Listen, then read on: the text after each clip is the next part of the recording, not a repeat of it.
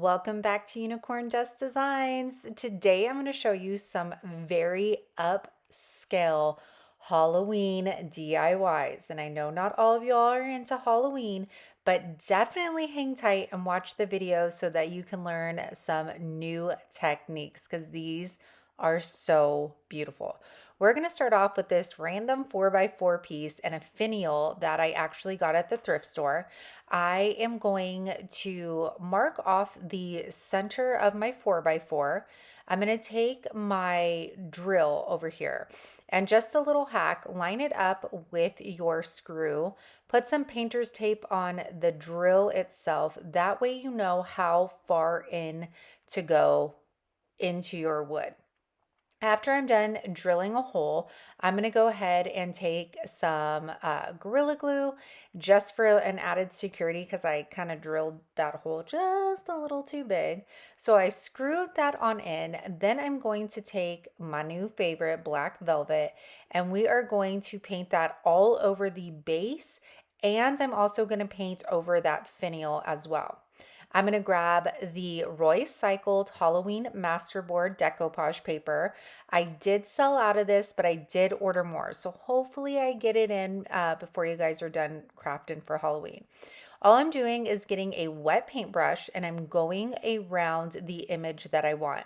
This is going to give me almost kind of like a frayed, torn look versus getting scissors and have very like clean, rigid, is that the right word, lines. So you could see I was just pulling away from the paper, and then I'm going to take my little block piece and I'm going to grab my DIY liquid patina. As usual, I'm going to start on the back, and then with whatever I have left on my paintbrush, I go over the top of the decoupage paper. And I really have to say, you guys, liquid patina has become my favorite decoupage medium for sure.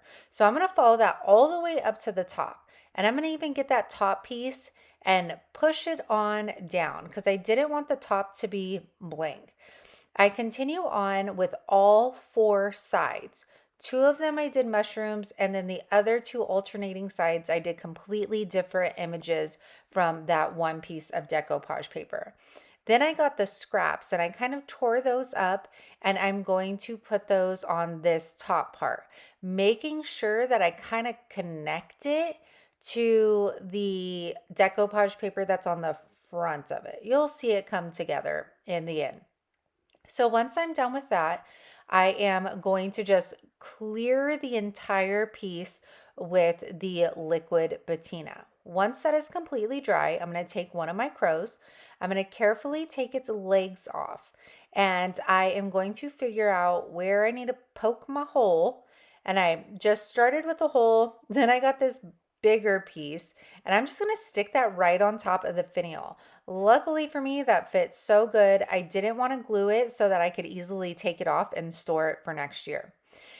Lastly, I'm going to take, I think it was called floral moss from Dollar Tree. And at first I thought I was going to despise this stuff. It is messy, but the coloring on it is gorgeous. It's like a brown, green, has some yellow in it. Very, very fitting for the Halloween season.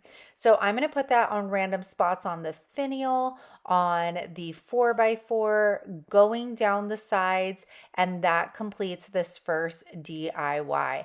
I love this 4x4. Was an absolutely random piece I found outside.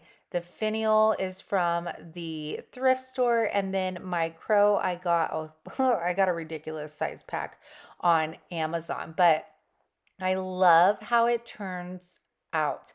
I'm going to go ahead and kind of turn this for you so you could see all of the little angles of it.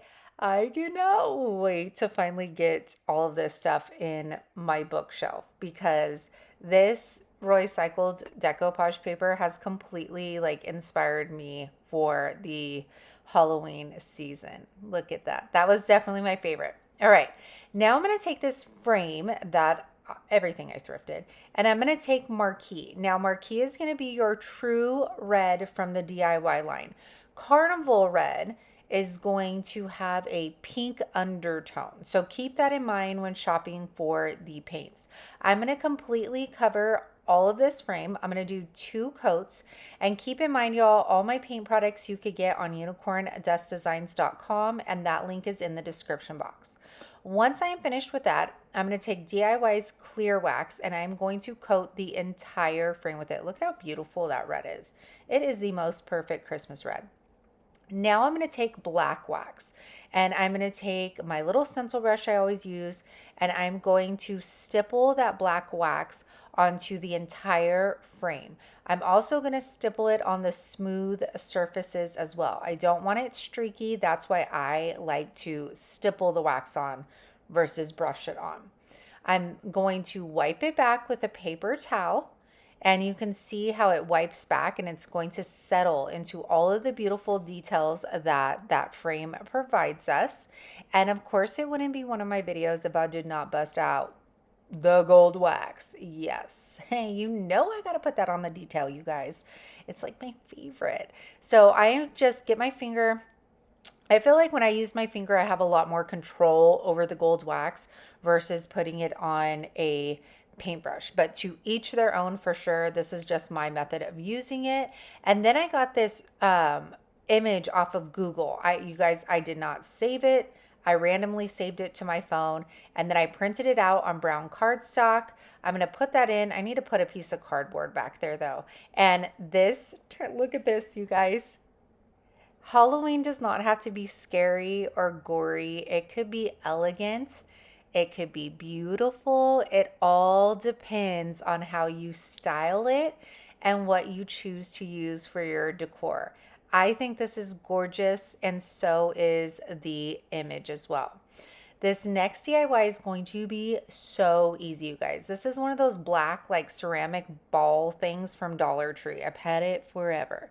I'm going to spritz some gold metallic spray paint on it. I'm not trying to get full coverage. We're just going to spritz that on there, let it completely dry. Then I come back in with the, I think it's called the looking glass. Is this looking glass? Nope, a mirror effect. And I thought it was going to give me a mirror effect. I've used it quite a few times on windows and it works great. However, it did not give me that same effect on this surface. So, but it did give me some kind of reflection. So that was okay. So this is how it looks after. So you can see it's shiny. It kind of reflects, you know, it's not bad. I'm going to like scrunch up a paper towel.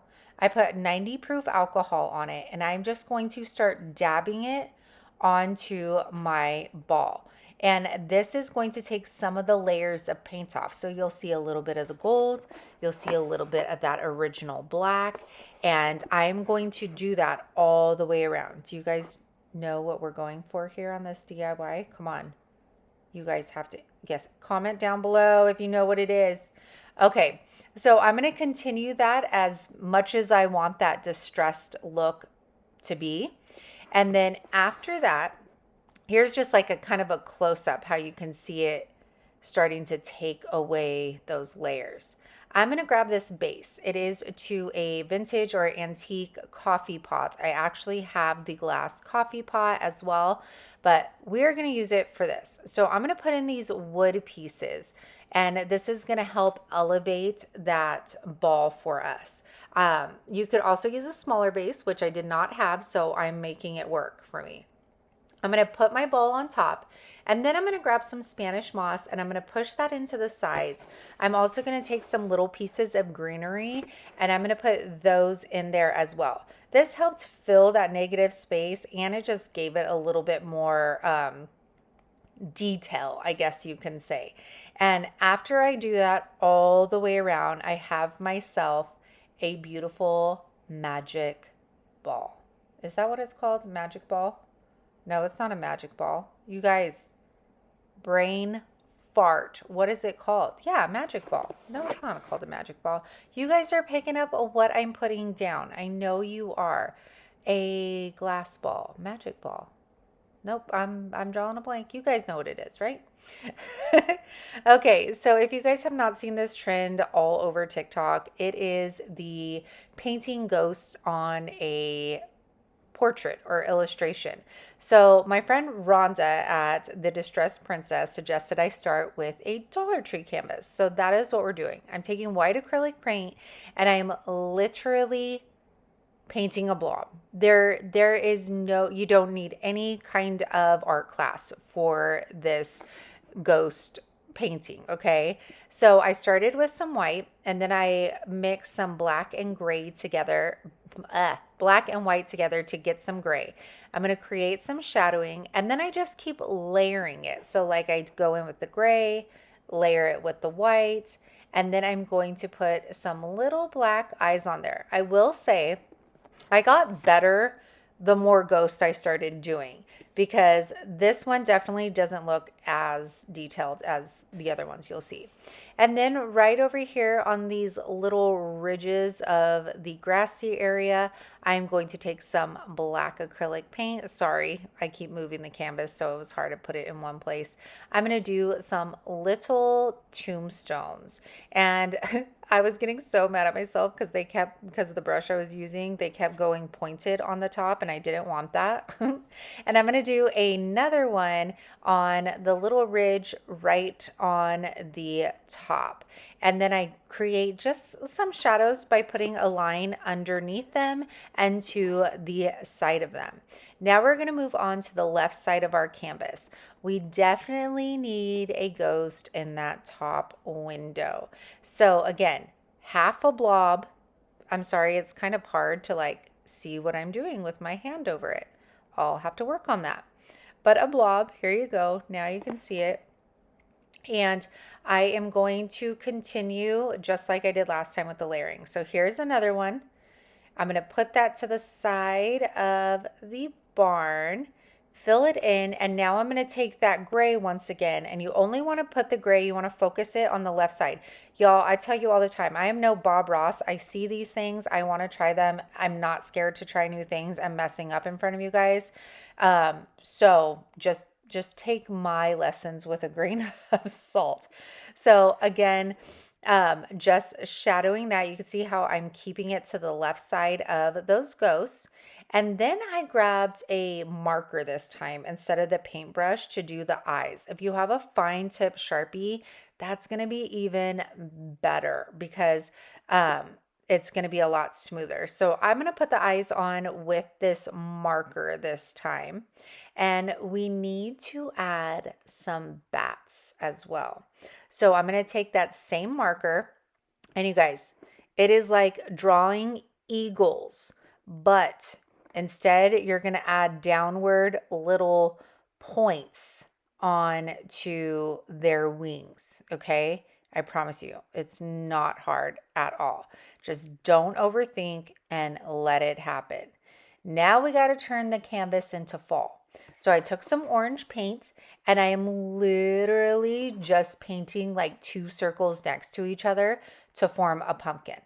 And I play around with like just mixing different oranges together to darken it up. I even put like a bigger one on the side of one of those pumpkins. And of course we have to add a stem after. So after I, here, right, just want to have you watch me do the pumpkins one more time. We're going to put a stem on these. Now, I used acrylic paints just because everybody else was using acrylic paints, but you don't have to. Now I'm going to turn those green trees in the background into fall leaves, trees.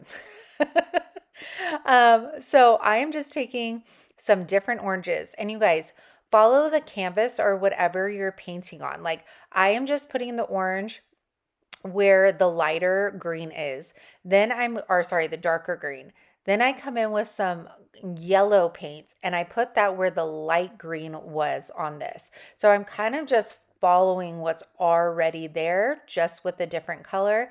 And this is how our ghost portrait turned out.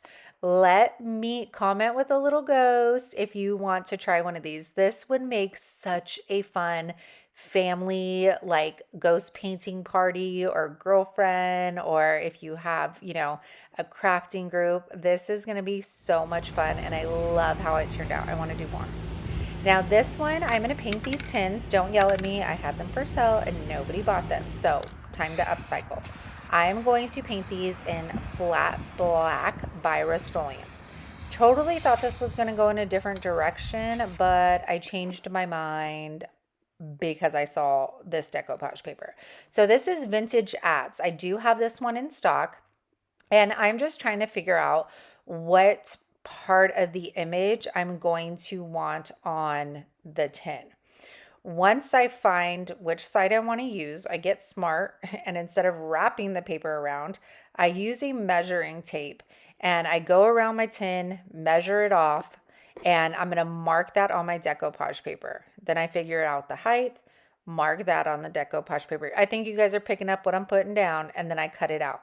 I'm going to start at the seam of this tin can, which is kind of like on the side. I'm going to grab my decoupage medium once again, the crystal clear liquid patina, and we're going to start right here. And again, like I said before, always starting at the base, whatever remaining product I have on my brush, that is what I smooth my surface with. And y'all, seriously, I am not a pro at decoupage paper, and I won't pretend to be, but I will say this liquid patina makes it so much easier. I've used Mod Podge, and Mod Podge is great for so many things, but I always had issues trying to decoupage with Mod Podge because it's so thick. Liquid patina has like a very thin consistency, which I feel like helps with less wrinkles and less bubbles. Now the top still showed a little bit of the blue, and I couldn't stand it, so I grabbed some little black dress, and I'm just going to paint that so you can't see the blue anymore. You guys know I couldn't leave it like that and somebody open it up and be like, why is it blue there? So I go all the way around with that, and then I do clear the entire thing with more liquid patina. Now I'm going to take one of these little faces that I got off of Cricut, and I'm going to put that on the front of my can. Now, it didn't want to stick very well, so what I'm going to do is grab my heat gun, and I'm going to put that over my vinyl. This is going to reactivate that adhesive, and it's going to ensure that it sticks properly to my surface. Now, once again, like we did in the beginning, I'm going to find my center point here on the top of my tin can. I'm going to take this little vintage knob, put some Gorilla Glue, and then I'm going to fill it with some hot glue right in the middle. That way I could get an immediate hold on this and I can continue to work. I'm going to set that aside and grab my raffia here. This brown raffia I think I got at Hobby Lobby. I just created a little bow and then I hot glued it to the little knob itself. Once I finished with that, I grabbed some cardstock and some leftover decoupage paper. I glued that to the top. Then taking my IOD stamps, I'm going to spell out boo. I'm going to lay the stamps out onto my tag first, get my little carrier sheet, which is a kitchen cutting board mat from Dollar Tree, and then put some black ink on there, and it's going to spell out boo for us. I'm going to take like a little pick thingy and poke a hole right in that corner, get some raffia, and then we're going to wrap that around our knob and tie it in a knot. This one will most likely be on my website because it does not fit my decor, but I just had to make it. But look at how cute that looks. Would it be like primitive?